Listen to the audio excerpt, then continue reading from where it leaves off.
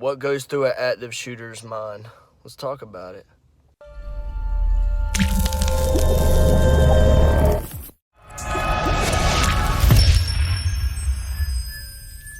What's up, you lunatics? I hope y'all having a good morning.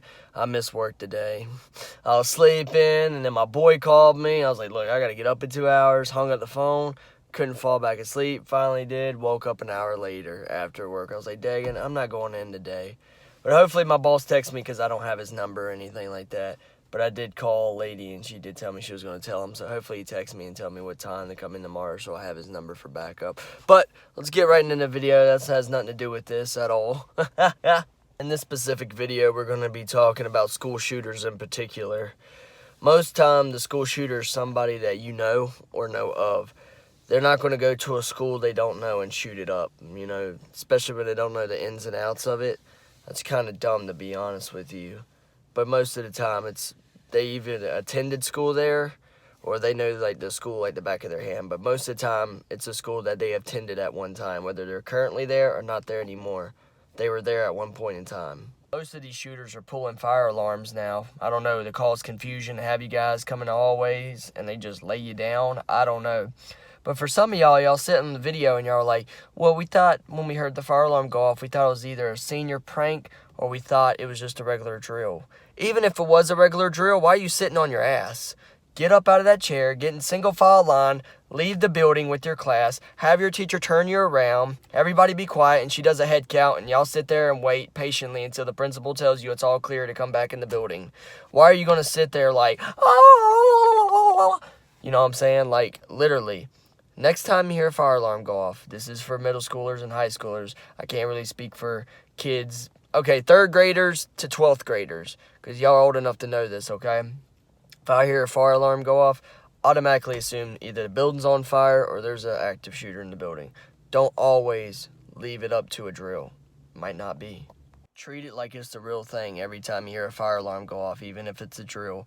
I'm not saying run out of the school and jump in your car and leave. What I'm saying is stick with your class, be aware of your surroundings, and power walk. Law enforcement, I see some of y'all's active shooter training videos, and y'all like to yell commands to each other and talk to dispatch over your radio. Well, neither one of those are worth a damn when you're walking down the hallway with the fire alarm ringing in your ear.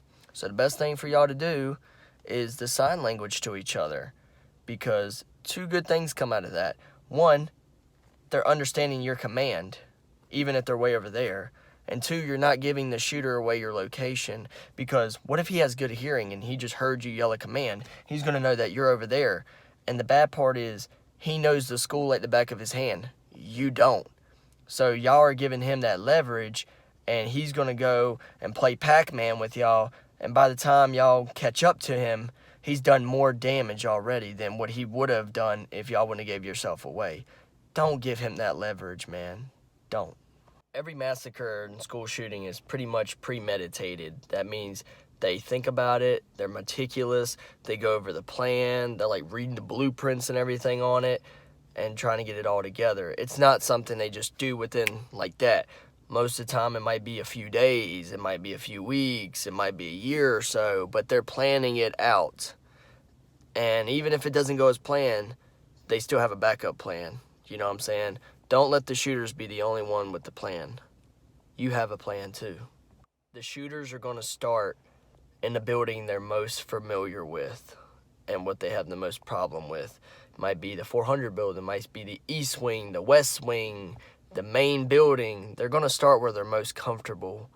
You know what I'm saying? They're not just going to start in any old building. They're going to start where they know best, because they're going to try to get away as best as possible. They're going to try to make the massacre last as long as they can. So that's why they're going to start in a familiar place so they can keep the rampage going. Because if you start in an unfamiliar place, your rampage is going to come to a abrupt, and they don't want that. So remember that. That's a tip right there for you. They want to put fear in your heart. They want you to fear them. They want to feel that power. Don't. Oh my God, that light just went out. Oh, because it's getting bright outside. That scared me. They are fear-driven. They want you to fear them so they can get that control over you, so it boosts their self-esteem and makes them feel a lot better about themselves. Don't give them that satisfaction. Their gun is eventually going to run out of bullets, and if you time it correctly, you'll get them. Doesn't matter if you tackle them, punch them in the throat, kidney shot, liver shot, RKO, sweet chin music, Batista bomb, or even an elbow drop. As long as you get them down and the weapon away from them, that's all that matters, man. That's all that matters, because their mission is to get in your room and kill as many of you as possible. Don't let that happen. Well, you guys, that's the end of the video. I hope y'all have a good day and y'all stay safe, and hopefully this doesn't happen to you. I know this isn't exactly the video y'all like, obviously. Probably not the best advice ever, but there's a lot of factors of why somebody would shoot up a school. Broken home, relationship, bullying, want to be accepted, who knows what it is. Just be prepared for it, and if you got to scrap with the shooter, then scrap with them. Give them everything you got. But if you're inspired off of this video to go shoot up a school or cause a mass shooting, I will personally come and kick your ass myself. And I'll sit there while you're in jail and I'll talk to you over the phone, and you're going to be like Squidward, I'm going to be like SpongeBob, and I'm just going to annoy you the whole time you're in jail. So if you're thinking about being a mass shooter or school shooter, at the end of the day, it ain't worth it, because nobody's going to praise you, nobody's going to like you. Go do good things, and that praise and that acceptance that you're looking for, you'll get it. You just got to do it through good things, not bad things. Y'all have a good day, and I'll see y'all in the next video.